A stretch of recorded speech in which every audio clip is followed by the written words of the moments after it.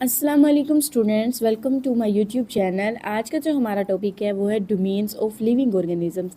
Previous lecture में हमने पढ़ा था कि एक अमेरिकन माइक्रोबायोलॉजिस्ट था कार्ल वोज। उसने जितने भी जानदार हैं उनको 3 डोमेन्स में तकसीम किया था। वो डोमेन कौन कौन सी थी? Bacteria, archaea and eukarya. तो आज जो है हम इन डोमेन्स की वन बाय वन और करेक्टरिस्टिक्स को पढ़ेंगे, यानी खसूसियात। ये जो डोमेन्स हैं ये कौन कौन सी खसूसियात रखते हैं। तो सबसे पहली जो डोमेन है वो है archaea. These are the most primitive organisms on earth. ये मोस्ट प्रीमिटिव ऑर्गेनिज्म है। प्रीमिटिव का मतलब क्या होता है कि इनकी जो बॉडी होती है वो बहुत ही सिंपल होती है।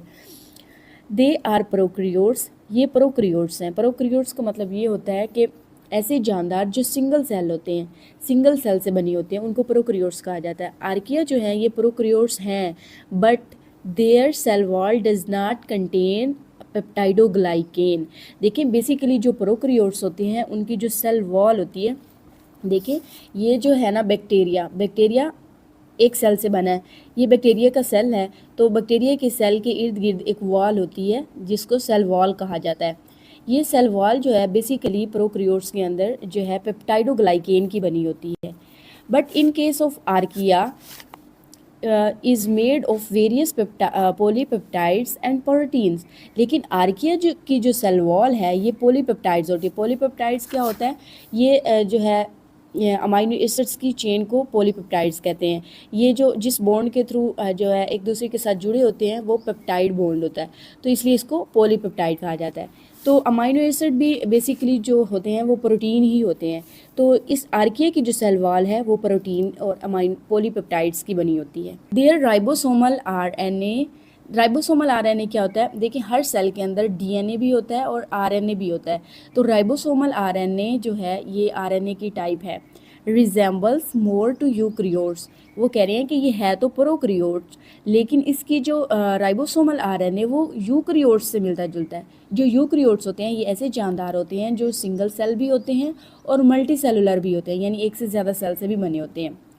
देन टू बैक्टीरिया, यानी कि इसका जो राइबोसोमल आरएनए है वो यूक्रियोट से ज़्यादा मिलता है। बैक्टीरिया, बैक्टीरिया जो है ये एक प्रोक्रियोट है। Their cell membrane contains unique lipids which enable them to live in extreme environments. जो आर्किया है इनकी जो सेल मेम्ब्रेन है, देखिए जब भी एक सेल होता है, सेल की जो सबसे बाहर वाली लेयर होती है उसको सेल वॉल कहते हैं। सेल की जो इससे सेल वॉल के अंदर वाली साइड पे लेकर पाई जाती है उसको सेल मेम्ब्रेन कहते हैं। तो इस आर्किया की जो सेल मेम्ब्रेन है वो यूनिक लिपिड्स की बनी होती है, जिसकी वजह से वो हर तरह के एनवायरनमेंट में जो है सर्वाइव कर सकता है, ज़िंदा रह सकता है। जिस तरह हॉट स्प्रिंग्स हैं जिनका टेम्परेचर बहुत ज़्यादा हाई होता है, साल्टी लेक्स में रह सकते हैं, एसिडिक और अल्कलाइन वाटर्स के अंदर भी रह सकते हैं। However, ताहम they also exist in more common environment like soil and oceans. Extreme environment के अलावा ये सॉइल और ओशंस में भी रहते हैं।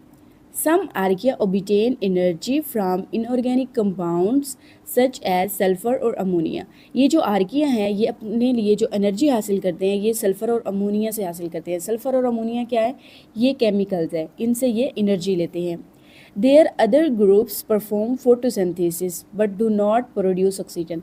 देखिए जो प्लांट्स हैं वो क्या करते हैं? सूरज की रोशनी में फोटोसिंथेसिस करते हैं, ठीक है, फोटोसिंथेसिस करते हैं। तो क्या होता है? CO2 को ये अंदर लेके जाते हैं और ऑक्सीजन ये पैदा करते हैं। फोटोसिंथेसिस क्या है? ऐसा प्रोसेस जिसमें जो है प्लांट अपनी खुराक खुद बनाता है। तो इस प्रोसेस में वो कार्बन डाइऑक्साइड को अंदर ले जाता है और ऑक्सीजन को रिलीज़ करता है। ये ऑक्सीजन जो हम जो जानदार हैं ये इस्तेमाल करते हैं। जबकि ये जो आर्किया है ये फोटोसिंथेसिस तो करते हैं लेकिन इसमें ऑक्सीजन प्रोड्यूस नहीं होती, जबकि प्लांट्स जो है ऑक्सीजन प्रोड्यूस करते हैं, जो हम इंसान अंदर लेकर जाते हैं या दूसरे जो जानवर हैं ऑक्सीजन का इस्तेमाल करते हैं। There is one kingdom in domain archaea. Archaea का सिर्फ एक ही किंगडम है और वो कौन सा है? Archaea bacteria. ये एक ही किंगडम है। एंशियंट बैक्टीरिया जो पहले हुआ करते थे। Examples of archaea bacteria include methanogens. कुछ आर्किया जो होते हैं वो मेथेनोजेंस होते हैं जो मीथेन को प्रोड्यूस करते हैं जब उनके अंदर कोई मेटाबॉलिज्म होता है। मेटाबॉलिज्म क्या होता है? रिएक्शंस होते हैं जो एक जानदार के अंदर हो रहे होते हैं, तो उसमें वो मीथेन को प्रोड्यूस करता है। हेलोफाइल्स ऐसे जानदार जो साल्टी इन्वायरमेंट में रहते हैं, जिस तरह ओशन है। कुछ थर्मोफाइल्स होते हैं जो हॉट स्प्रिंग्स में रहते हैं, जहाँ का टेम्परेचर बहुत ज़्यादा हाई होता है, बहुत ज़्यादा होता है। एसिडोफाइल्स ऐसे जानदार जो एसिडिक इन्वायरमेंट में रहते हैं। तो ये जो खसूसियात थी ये डोमेन आर्किया की थी। अब जो जानदार इस डोमेन के अंदर आएंगे, इसका मतलब ये है कि उनके अंदर भी इसी तरह की खसूसियात पाई गई होंगी। नेक्स्ट जो सेकंड डोमेन है वो है bacteria. This domain contains bacteria and cyanobacteria. इस डोमेन के अंदर बैक्टीरिया आते हैं और cyanobacteria. They are also prokaryotes, ये भी प्रोक्रियोट्स हैं जो सिंगल सेल से बनी होती हैं। The cell wall is made of peptidoglycan, इनकी जो सेल वाल है ये पेप्टाइडोग्लाइकेन की बनी होती है। They are found in all environments including soil, water, air and in the bodies of organisms. देखिए जो बैक्टीरिया है, कोई भी ऐसी जगह नहीं है जहाँ पर बैक्टीरिया मौजूद ना हो। बैक्टीरिया हर जगह मौजूद होते हैं, सॉइल में भी होते हैं, वाटर यानी पानी में भी होते हैं, हवा में भी होते हैं और जानदारों की बॉडीज़ में भी होती हैं। हमारे अंदर भी बैक्टीरिया पाए जाते हैं। दे आर यूनिसेलुलर, यानी बैक्टीरिया जो होती हैं यूनिसेलुलर होती हैं, सिंगल सेल से बनी होती हैं। जब भी लफ्ज़ आए प्रोक्रियोट्स तो इसका मतलब ये है कि वो जानदार एक सेल से बनी होते हैं। Many live solitary through some form, chains, clusters और कॉलोनीज ऑफ सेल्स। अच्छा, अब वहाँ यहाँ पे बताया जा रहा है कि ये बैक्टीरिया रहते कैसे हैं। सोलिटरी का मतलब होता है कि वो जो अलोन यानी कि अकेले रहते हैं, और कुछ जो होते हैं चेन्स बना के रहते हैं, कुछ इस तरह से रहते हैं bacterias.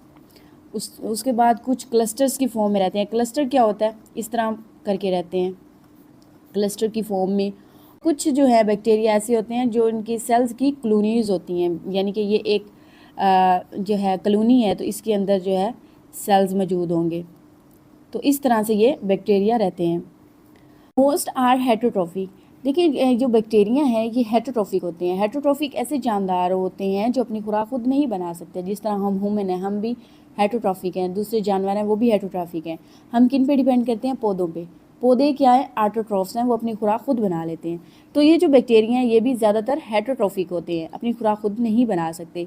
But some have chlorophyll, लेकिन कुछ बैक्टीरिया के अंदर क्लोरोफिल होता है। क्लोरोफिल जो है ये एक ऑर्गेनिक मॉलिक्यूल है, जिनके अंदर ये पाया जाता है, वो अपनी खुराक खुद बना सकते हैं, क्योंकि ये क्लोरोफिल जो है लाइट एनर्जी को ट्रैप करता है और उससे फिर जो है एनर्जी प्रोड्यूस होती है। वो एनर्जी जो है, जो लाइट एनर्जी है, उसको फिर केमिकल एनर्जी में कन्वर्ट कर लेते हैं। एंड कैरी आउट फोटोसिंथेसिस, और फोटोसिंथेसिस करते हैं बिल्कुल प्लांट्स की तरह। This domain contains kingdom you bacteria. ये जो डोमेन है ये यू बैक्टीरिया किंगडम को कंटेन करती है। सम बैक्टीरिया काजेज डिजीज़, कुछ बैक्टीरिया जो होते हैं डिजीज़ काज करते हैं। मैनी बैक्टीरिया आर बेनिफिशियल, बहुत सारे बैक्टीरिया हैं जो बेनिफिशियल हैं, जिनसे हम जो है प्रोडक्ट्स बनाते हैं। जिस तरह इंसुलिन है, जो शुगर का पेशेंट होता है, शुगर का मरीज़ होता है, उसके लिए इंसुलिन कैसे बनाई जाती है, वो बैक्टीरिया से ही बनाई जाती है। Decomposer bacteria play important role in nutrient cycle. जो है कुछ चीज़ें होती हैं जो गल सड़ जाती हैं बैक्टीरिया की वजह से, तो फिर वो जो चीज़ें होती हैं वो न्यूट्रिएंट्स होते हैं दोबारा सॉइल के अंदर चले जाते हैं और सॉइल से दोबारा जो है प्लांट्स को मिल जाते हैं, प्लांट से फिर जानदारों को मिल जाते हैं। तो इस तरह जो बैक्टीरिया है ये एक डिकम्पोजर के तौर पर भी काम करता है। Domain eukarya. The domain includes all unicellular and multicellular eukaryotes. Eukarya में यूनिसेलुलर जानदार भी आते हैं, मल्टीसेलुलर जो एक से ज़्यादा सेल से बने होते हैं वो जानदार, लेकिन होते क्या हैं, यूक्रियोट्स होते हैं। यूक्रियोट्स ऐसे जानदार होते हैं जिनका सेल का जो स्ट्रक्चर होता है वो बहुत कम्प्लेक्स होता है, पेचीदा होता है। सेंटर में न्यूक्लियस होता है and other membrane bounded organelles, और इस सेल के अंदर जो है छोटे छोटे ऑर्गेनेलीज पाए जाते हैं, जिनको सेल के ऑर्गन भी कहा जाता है। जिस तरह एक ह्यूमन बॉडी के ऑर्गन होते हैं, इस तरह एक सेल के भी ऑर्गन्स होते हैं, और वो क्या होते हैं, डबल मेम्ब्रेन होते हैं। उनकी जो मेम्ब्रेन होती है वो डबल होती है। This domain contains kingdoms protista, fungi, Plantae and animalia. इस यूक्रिया की कितनी डोमेन्स हैं, 4, जिसमें प्रोटिस्टा किंगडम है। प्रोटिस्टा ऐसे जानदार होते हैं जिनमें प्लांट जैसी खसूसियात भी होती हैं, एनिमल जैसी भी होती हैं, फंजाई ऐसी भी खसूसियात रखते हैं। उसके अलावा फंजाई, जिसमें फंजाई आते हैं। प्लांटी किंगडम ऐसा है जिसमें प्लांट्स आते हैं, और एनिमेलिया में जानवर आते हैं। जितने भी जानवर पाए जाते हैं इस अर्थ पर वो किंगडम एनिमेलिया में आते हैं। तो ये डोमेन यूक्रिया की खसूसियात हैं, और इसके किंगडम कितने हैं, 4।